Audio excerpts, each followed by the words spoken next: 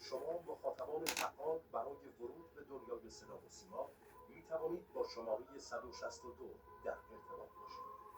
دنیایی که فقط برای شما شکل گرفته است. لطفاً برای ارائه نظر در خصوص شبکه‌های رادیویی شماره 1 را انتخاب کنید. رادیو نمایش مشتاقانه منتظر نظرها، انتقادها و پیشنهادهای سازنده شما از طریق شماره تلفن 162 در مورد برنامه‌های این شبکه است.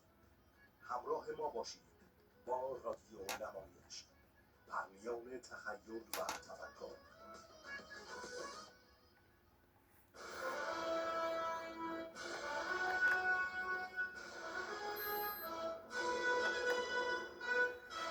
رادیو فیلم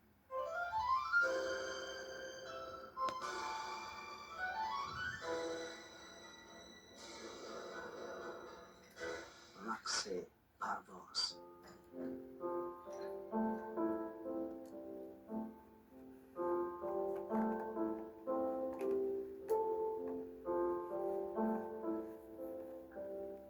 قسمت 4.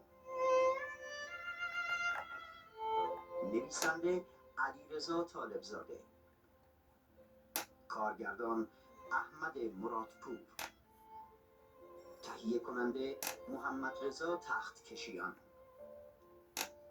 صدا بردار عباس رستگارپور، موسیقی سعید انصاری، بازیگردان گلاب آدینه.